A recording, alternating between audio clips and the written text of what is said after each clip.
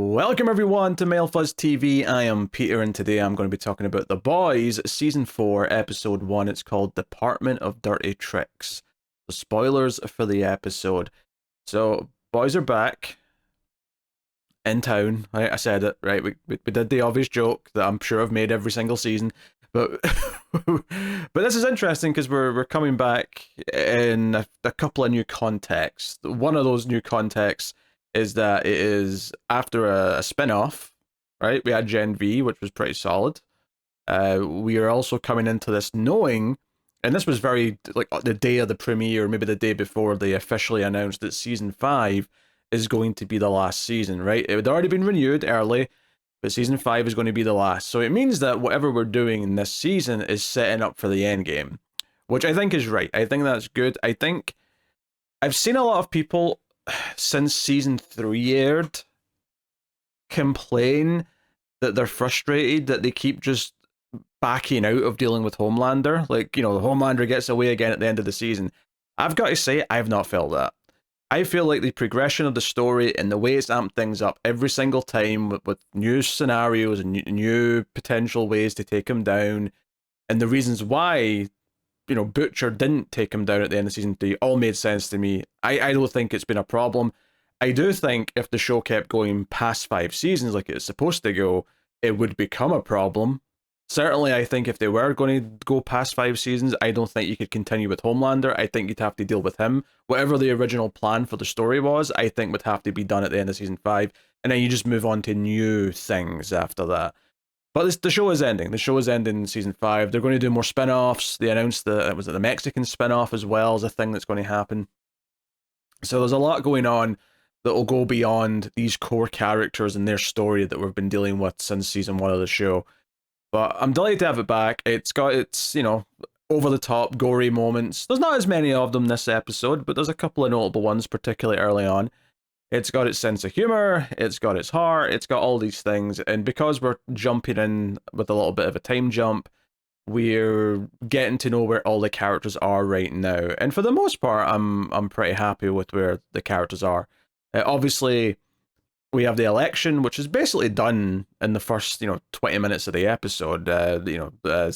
Singer has won, and notably Newman is going to become vice president in January, and the first 15-20 minutes of the episode is really devoted around what the team are trying to do. We sort of learn this is really good storytelling because it kind of reveals things to you gradually, quite quickly. It's like, okay, the team are here at this campaign. I think it's election night because they're announcing that they're winning certain states, but they're there to infiltrate and hopefully kill Newman, and they've got a plan, and obviously things go wrong. But as we keep going, once this is all over, we also learn, oh wait, no, they're actually being funded by the CIA, and it's actually the new future president that's behind this. He's become aware of who Newman is and is secretly plotting to take her down because, well, she has to be taken down, seemingly.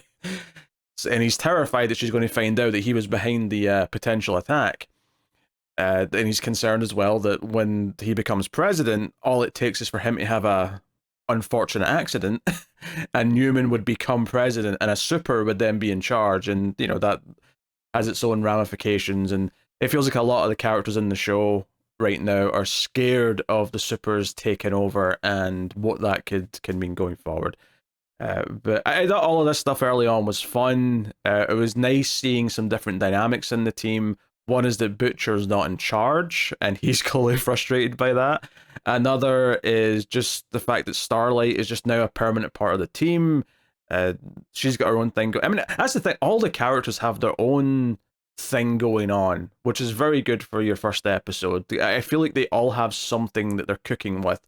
Some get more time than others, obviously, but Starlight's thing right now is that she's really trying to move away from the name Starlight. She wants to just be Annie.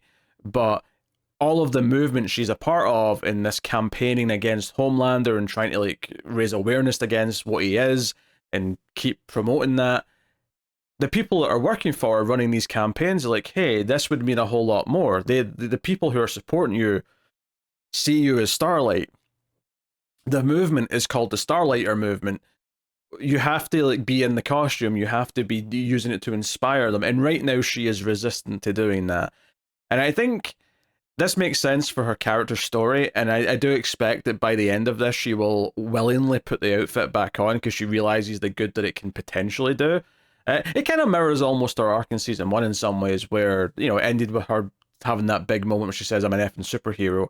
Is almost kind of coming back to the terms of what being a superhero actually is and the good that it can maybe accomplish if she's willing to give into it.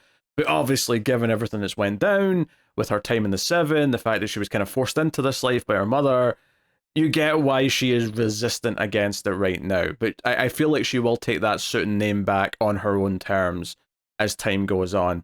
So yeah, that's Starlight's thing. I just, you know, because I was mentioning her now being in the group and having to come in and help save. She can levitate for a bit. She's pushing it further and further, but she's not exactly flying around like Homelander or by any means.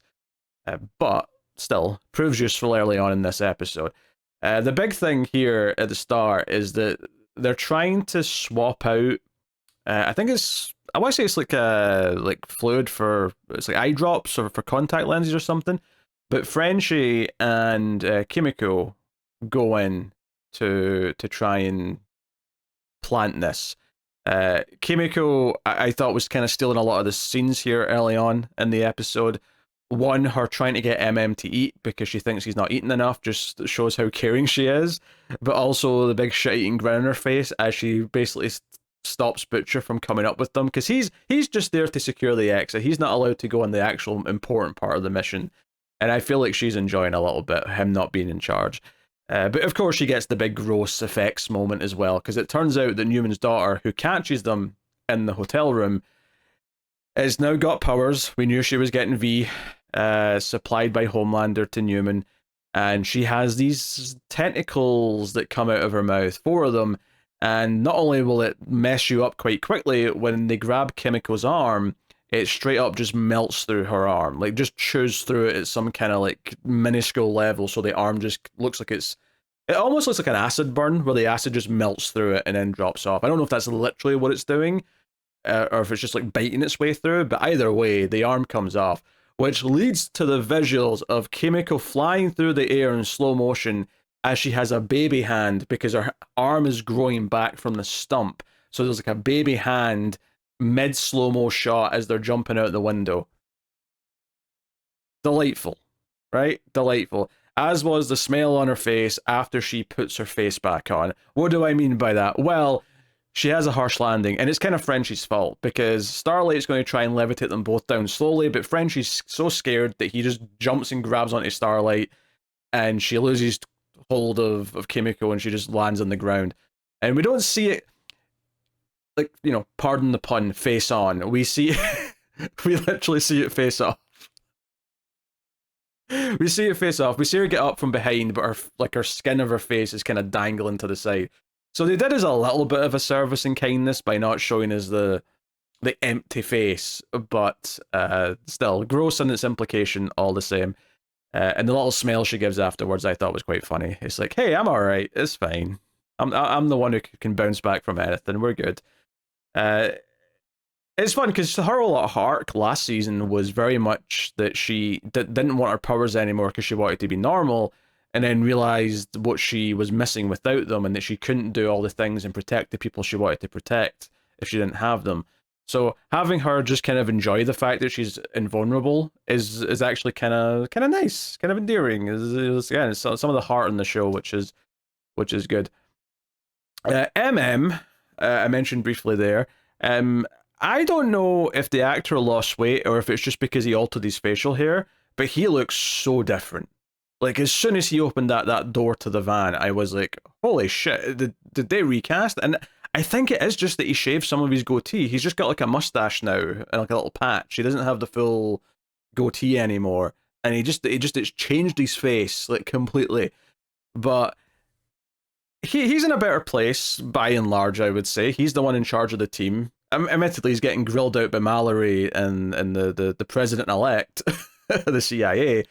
But he's wearing a shirt and tie. He seems to have taken charge here.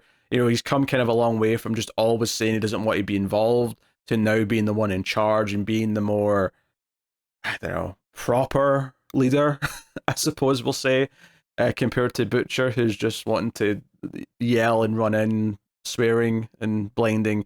I'm always pleased that we only get like 5 seconds before Butcher drops a C-bomb on the audience. I do appreciate that.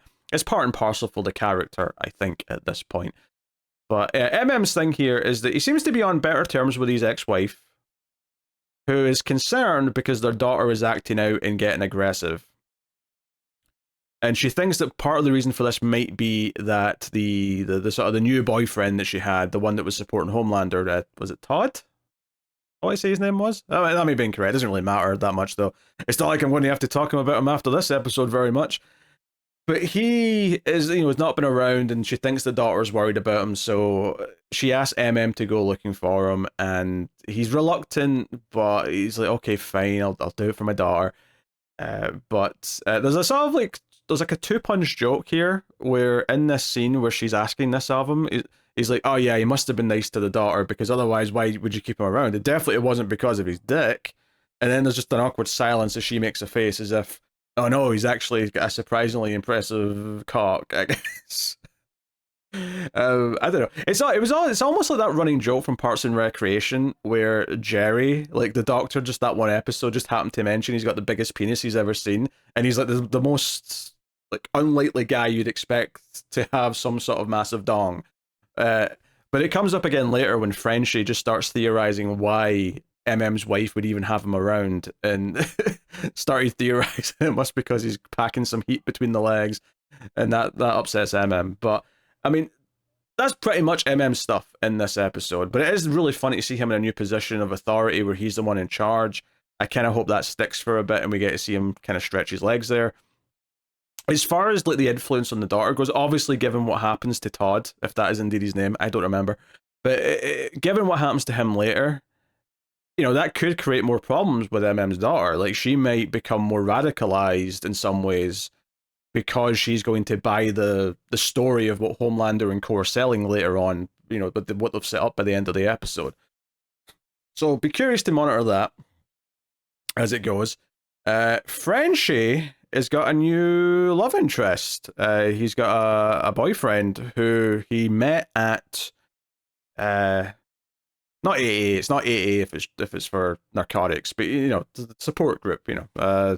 He met someone who's also a recovering substance abuser. I was just trying to think of what the correct. I didn't want to say junkie. Junkie just feels like a mean term, like I'm dehumanizing him. So I wanted to go for the right term, but I was like, yeah, whatever. The point is, he's an addict. He's an addict, like they're recovering addicts, and like he's met this guy at his group meetings, and Kimiko gives him the go ahead and says, if he makes you happy, go be happy because we're not happening. Yeah, I don't have too much to say on this as of yet. We'll see how it goes. I did notice the previously on did remind us of the Russian dominatrix lady who was trying to torture him last season. So I don't know how that's going to sprinkle back in eventually. But the previously on did make a point of showing us that again. So I something connected to that is definitely going to pop up. But anyway. So that's Frenchie. Huey doesn't get a ton to do with this episode. He's mostly helping Annie. He has one big scene with Newman earlier on where he even tries to throw acid in her face, which actually is what confirms that this acid they've tried to sneak at her doesn't work. But I think this scene was actually quite smart because it showed you why Newman doesn't really consider this group a threat. Because not only does the acid they throw at her do nothing but piss her off because it ruins her suit and she's meant to be on TV in a couple of minutes, Butcher then shoots her point blank in the head and the bullet just ricochets around and almost hits Huey. And she just has her final comment of the scene is, how is it you guys are getting worse at your job? And it really sold this idea that, okay, Huey's got some files that she does want back because she doesn't want that information getting out there. But for the most part, like what has she got to worry about? Like, they can't hurt her. She's invulnerable. And she makes it very clear, if you do anything to harm my public image, I'm just going to go pop everyone's heads. So, and I guess the fact that they actually do have a connection, and she does talk about how he used to keep her daughter company during like a power out and things like that, and how they were genuine friends and she actually thought they were friends, does explain why she's maybe less willing to just pop his head instantly if you need that explanation. Because I feel like that's the biggest thing when talking about the boys, is there's a portion of the audience who just always say, why doesn't X character just kill everyone right now? Why doesn't Homelander just kill everyone? Why doesn't Newman just pop everyone's heads? Well, because then there wouldn't be a goddamn story. And I do think that for the most part, they give you good reasons as to why these characters don't just jump to those conclusions, those nuclear button options where they're just going to murder everyone instantly. We've seen Homelander fantasize about it. We know that he loves the adjuration, or at least he has up until this point. Obviously, this episode's maybe sending him down a different path. But they usually give you a complex enough character where you can understand that it's not just simple on and off switches to decisions. There's a bit more shades of grey in morality mixed in, and or even not morality, because I don't think Newman's particularly moral as a character, but certainly she does have personal associations. She cares about her daughter more than anyone, of course, but she does care about some people. She has personal relationships. It's not just whatever. And she doesn't like Homelander, right? She had to make a deal with him, but she clearly doesn't want to deal with him right now. So, just to stay on Hughie for a second, his dad has a stroke, so we see Simon Pegg again. I don't know why I'm laughing as I say that. It was just, I just jumped to it, because it does just kind of come out of nowhere for the most part. I mean, obviously he gets the phone call that he ignores, but relative to everything else, this isn't really a progression from something last season that feels like a natural next step. This is like a really new thing they're introducing, is that his dad's got a health issue. But Hughie, rushes to the hospital, and that's where he spends the rest of the episode. So he doesn't really do too much for the rest. The big thing, of course, at the end is that his mum shows up. So we'll see what we do with that. I don't know where we go with that. But hey. The big thing, though, is that when he tells Butcher about this, Butcher is very sympathetic, and he's, as nice as Butcher can be in the situation. But he does swipe the decryptor key thingamajig, the authenticator, from Hughie. And I actually really think they were quite smart by how they set this up, because they showed using his earlier to log into the government system.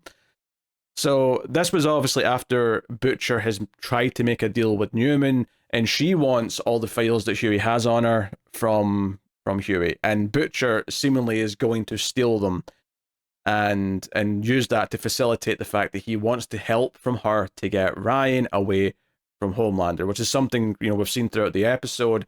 When they realize Homelander and Ryan are at the hotel with the campaign stuff, Butcher immediately goes looking for Homelander, and what stops him dead is seeing Ryan. And then Homelander immediately, with the supervision or whatever, sees the tumor that's inside Butcher's head, and is like, oh, you've only got like 6 months left or something like that. You're oh, that's a shame. We're not going to have a big final fight. I bet you we do. I bet you that when Butcher dies at the end of season 5, he's going to do something to, like, the final thing that takes out Homelander.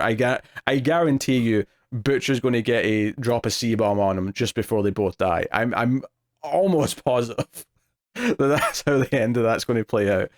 All the other details, we'll get to them in time, but that one element, I feel like, is the most obvious thing that they could do. And I wouldn't be mad if they do it, because I kind of want to see it. But yeah, obviously he feels guilty for Ryan being with Homelander. He tries to ask Ryan to leave, but Ryan does react when he hears that Butcher is dying, that he's got a terminal illness now. And he brings it up again later in the episode with Homelander. Homelander struggles to kind of give advice. Homelander's advice throughout the episode is awful, as always. I did laugh, though, when he's trying to say humans are nothing but toys. Would you be scared of a bunch of cockroaches? And he's like, yeah. Because people are scared of cockroaches and things like spiders. It's not that weird. But he fails to. It's showing you that Ryan still has a conscience, if nothing else. That Ryan still feels some kind of connection to Butcher because his mother did love him, because he was someone, even though obviously Butcher ruined a lot of it. Of course, there's a lot of parallels to how Butcher's relationship with his own father kind of impacted this, and this idea that he's kind of not made the same mistakes, but he is distanced himself from Ryan as much as he could and hurt his feelings by trying to stay away from him because he's worried that he will be just like his father, that he will repeat those same mistakes. There's a lot of that cooking there. So the idea that Ryan still might come around and that relationship between the two of them could still end up in a positive light down the line is again, another heart of the show. But anyway, back to the fact that he stole this thing from Huey. Throughout the episode, we see Butcher talking to thin air, right? It's like he's looking over to the side for a quick little reaction, and he'll say something to someone. And the explanation for this, when we get it towards the end of the episode, he's seeing Becca in his head, right? It was the most obvious person it could have been. I thought it might have been more than one person he was seeing, depending on the scene, it might have been someone different that he was talking to. But I mean, Becca was the obvious example, and maybe it still could be multiple, but certainly in the scene where we get to see who he's talking to towards the end, it's Becca. And it is notable because she talks him out of doing Huey dirty. Because he's doing this to get Ryan back. He's trying to get Ryan back because that's for her. And obviously this Becca inside his head is just a part of himself. This is not the real Becca talking to him. This is a part of his own conscience. And she's like, what you're actually doing right now is not getting Ryan back or taking a step towards that. What you're doing right now is screwing Huey again. And you've done that numerous times. And again, smart writing. This episode went out of its way earlier in the episode, before the Huey's dad news broke. The other characters wanted to boot Butcher from the team. They wanted to get rid of him because he's drinking, because he's not very useful. And Huey says, no way, he stays. He stands his ground, and we're not kicking him out. He does that for Butcher. So when Butcher is almost about to betray his trust again, it stings. So when Becca in his head says, no, be the man that I married, Butcher's, clearly finding that a struggle to be whoever he was when he first met her. The reveal that he has made this choice, of course, is hilarious in the way that the boys does it, because he sends Newman a message saying, hey, your files are attached, and then she clicks in the file and it's a picture of his arsehole. So honestly, the picture itself wasn't funny to me. It was her reaction that got me. It was her just getting off for F's sake and just looking away and just being disgusted. It was funny. I enjoyed it. But it's a good little moment because it's Butcher making the choice to not make the same mistakes that he has made with Huey throughout the show. Season after season, he's took Huey for granted. He's manipulated him, whatever else. And here, he's making a choice to do something right by him. And it's almost like if he can't do right by Huey, who is already in his life, then what hope has he got to do right by the kid that he's trying to fight for now? Right? It can't just be screw over everyone else to save the one person. It's about proving himself worthy of being there for him. And that question's even brought up in the opening scenes that have Homelander and Butcher, right? Where they're standing in front of Ryan. And I think Homelander has a line where because I think Homelander says, was it that scene? Oh, maybe it was a different scene, but he says he's no father, right? And then I think it was Homelander, maybe it was a different scene where someone else goes, no, but you are, questioning if Butcher's fit to be a father. And I think this moment at the end of him making that choice is him trying to make a choice that makes him more worthy of being thought of in that role.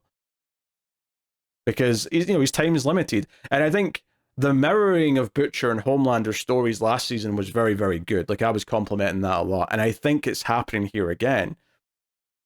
Again, not one-to-one, but part of Homelander's story in this episode is that he's worried that he's seeing more grey pubes coming out. We see him look at a grey pube 3 times in this episode. He's got a jar that he's been collecting. And actually, I was thinking this, this guy's older than I am, and I get that he's a super, so maybe it takes longer, but my chest hair is mostly grey at this point. I'm in my mid-30s, okay? I'm having a hard time believing that he's only just noticing grey hairs now. But then maybe it's a super thing. Okay? I'll it's fine. Whatever, right? Maybe it's just a super thing. But, this idea that he starts talking, when we get into his plot, he does at one point start talking about the world that he's going to leave behind for Ryan, for his son, right? And he's talking like he's got a limited time left. Now, obviously, he doesn't really have that much of a limited time left. I mean, he probably does, because I think he's going to probably die at the end of season 5, but he doesn't know that. He's just seeing his own mortality. He's having that midlife crisis kind of moment where he's seeing that he's going to have an ending someday. Even if he's invulnerable to everything else, he will probably die at some point, at a natural way. And with Butcher, it's more sped up. With Butcher, it's like, no, you've got a very limited amount of time left. And it's almost like he's only got so much time left, he has to try and do something of meaning with it. And I think the beauty of mirroring those two characters again is that Homelander is going down this path where he's doing more radical things. He's almost taken some teachings from things that he's went through in previous seasons.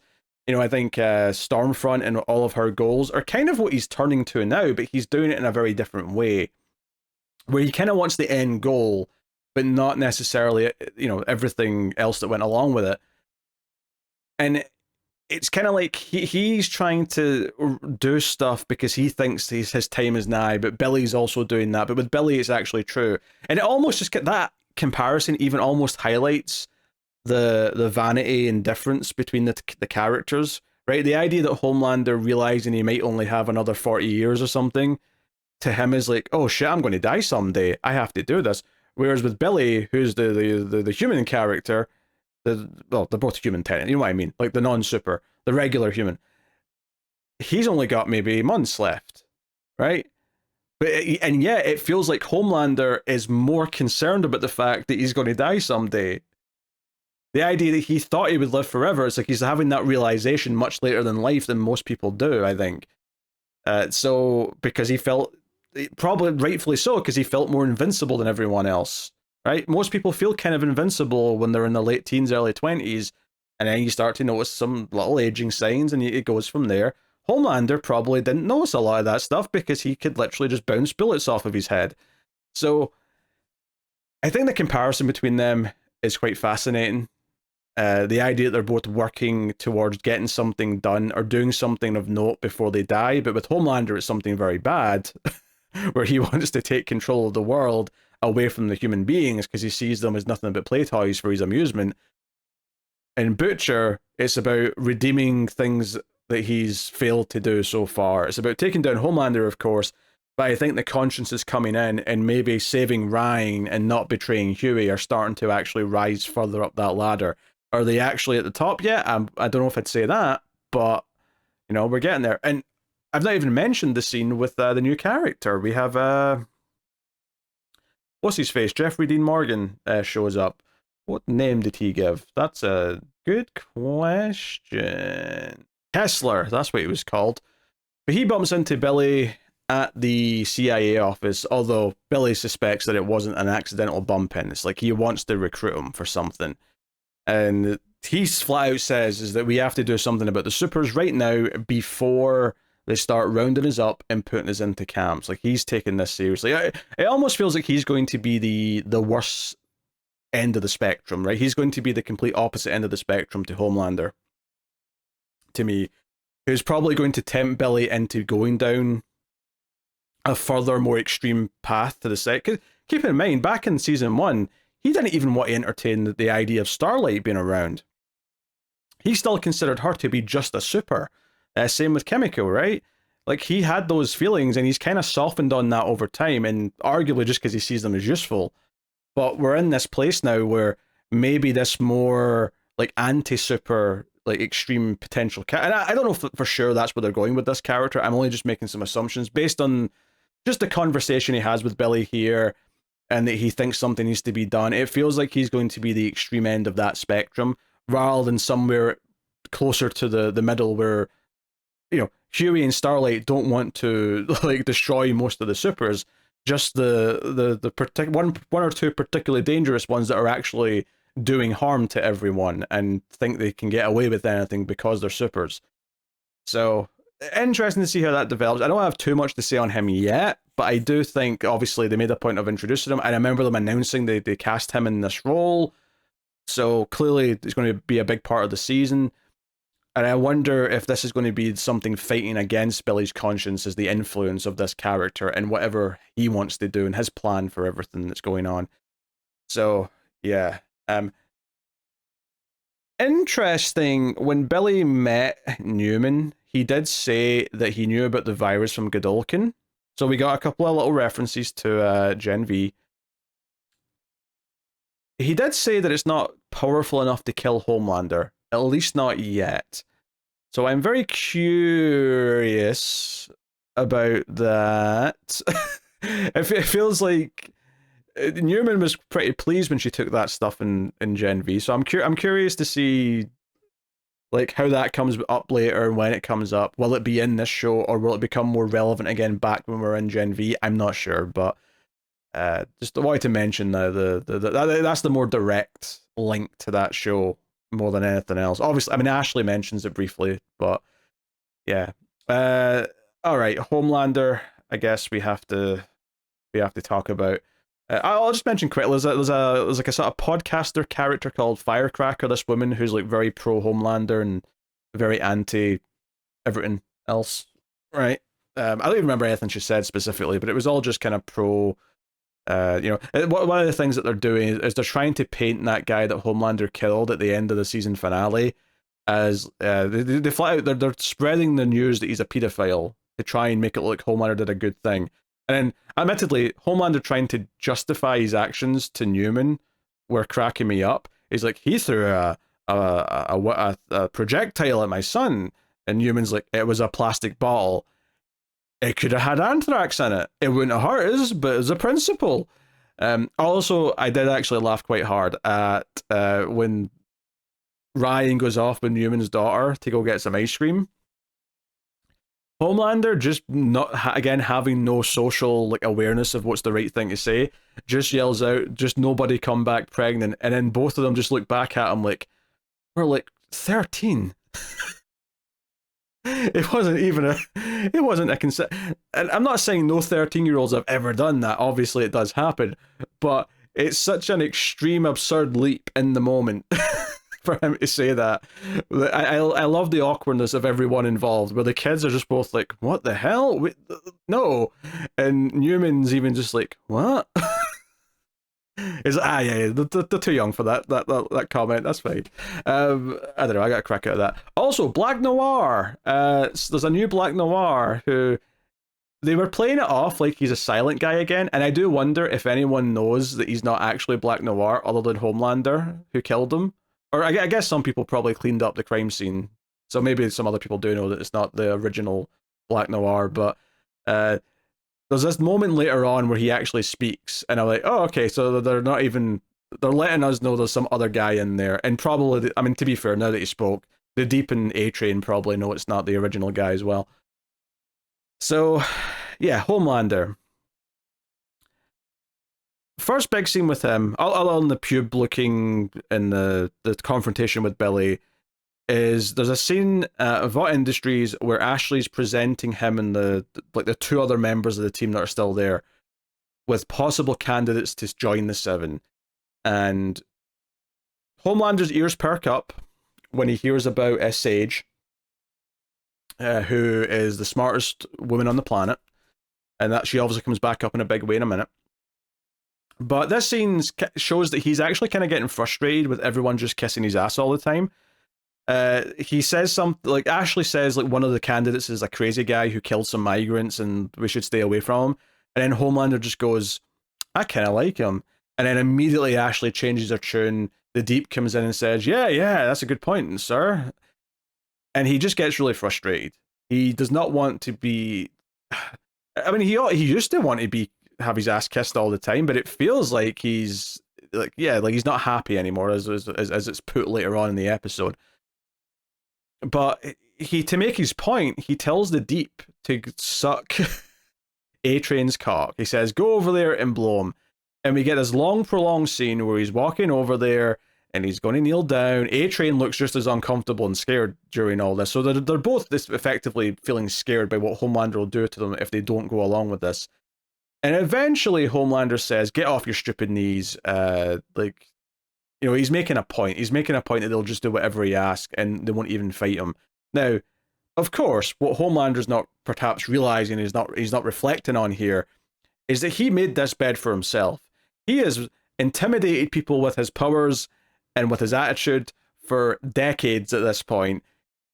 He made them like this. And now he's getting mad at them for not having a backbone. And I'm not defending them, because they are obviously characters who have a lot of faults and have done a lot of bad things. In fact, because the Deep actually forced someone to do this to him in the pilot episode of the show, right? Starlight was a victim. She was sexually assaulted by the Deep. There's an element of just desserts, I suppose. Not that I'm saying that I actually think anyone who commits that should fall victim to it for comeuppance. Obviously not. But in the context of the scene, it does feel like there's a bit of a cosmic karma kind of thing happening, with the idea that he even has to think that he's going to do that for just a minute, right? There's like a cosmic, just, I don't know, like punishment happening to him. And obviously it doesn't go through with it. Homelander's just making a point that they will just bend over backwards to do whatever he says and kiss his ass. He then goes to Sage, or Sister Sage is the name that they gave for her on the application. But as she herself points out, the sister was added as kind of a, like, oh, you have to have some kind of racial, like, signifier in the name. But she, she's got a lot of books. We see them stacked everywhere. Homelander comes in and she shows that her intelligence, at least in part, comes down to kind of like a Sherlock Holmes style, like, awareness, where she points out that he's going grey because his hair's been dyed more often. She points out that he's peeing more, so he's got a bigger prostate, and deduces that he's not very happy. Basically just keeps getting these things right. And this is where Homelander starts talking about how, humans are nothing but playthings, but they're in charge of everything. How do we change that? Hypothetically, how would you do it? And this is meant to be someone who's literally super smart. And she just basically starts describing the fact that most democracies in history have fallen apart because people are idiots. It always happens eventually, and you don't need to have an army. And she references Stormfront and says how that was, ill-advised. Like, that's a show of force, but you don't need to do that. All you have to do is push the public a little bit. They'll tear themselves apart, and then you can swoop in and be a hero. And then he actually chimes in like Caesar, and his eyes light up a little bit. And he's not even convinced this will make him happy, but it'll leave his son a better world, I guess. It's a place for him to, like, vent out his anger and frustration, because he doesn't know how to handle any of that in a healthy manner. So he's going to take more power to make himself feel stronger and have more control. It's a whole thing. And there's a line she said that really stuck with me, is that if you just kill everyone with an army, who's going to build the monuments and who's going to lick your taint?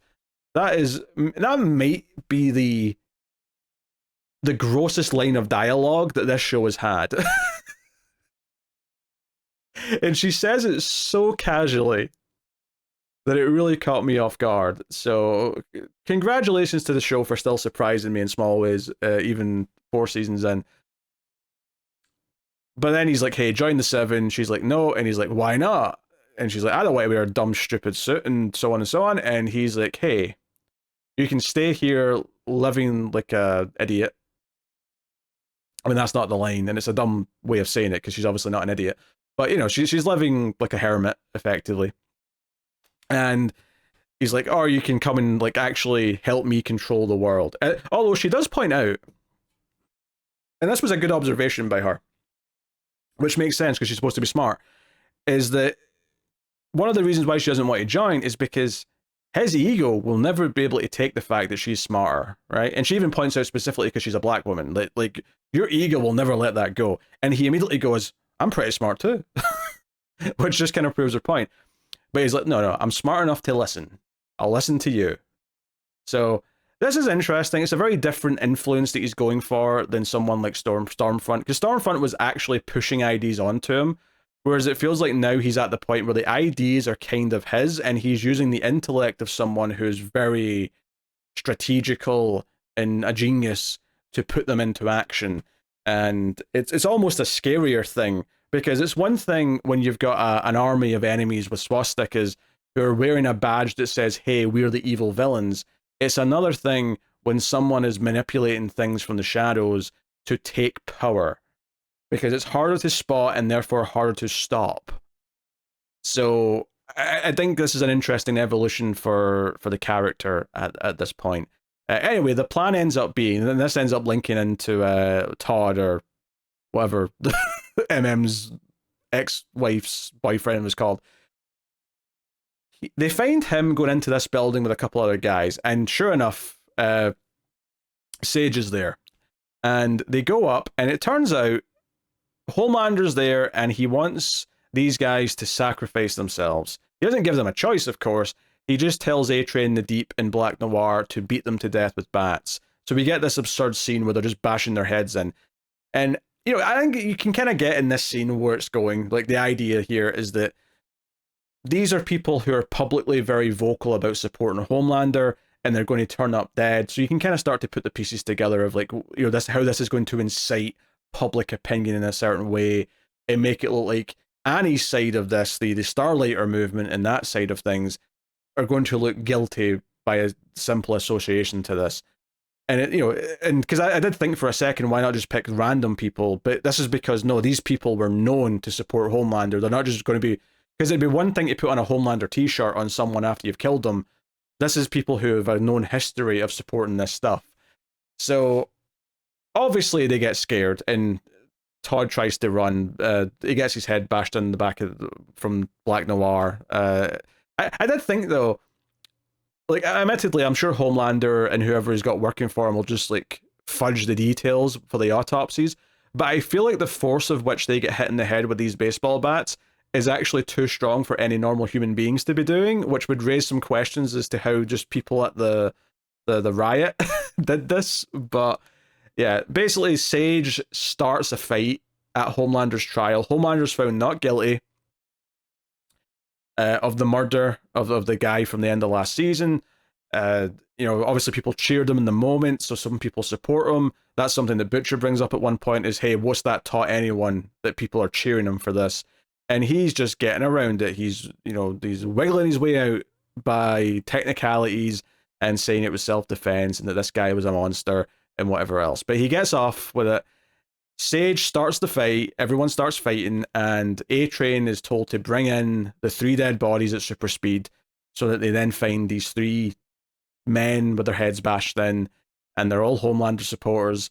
So that's clearly going to start the spark of what the plan is for him and Sage, and what they're going to do to take control of everything. Now, how that mingles in with Newman's vice president plot, I don't know yet, actually. It could be that Newman ends up being some kind of more of an ally in the end, because she is going to oppose Homelander.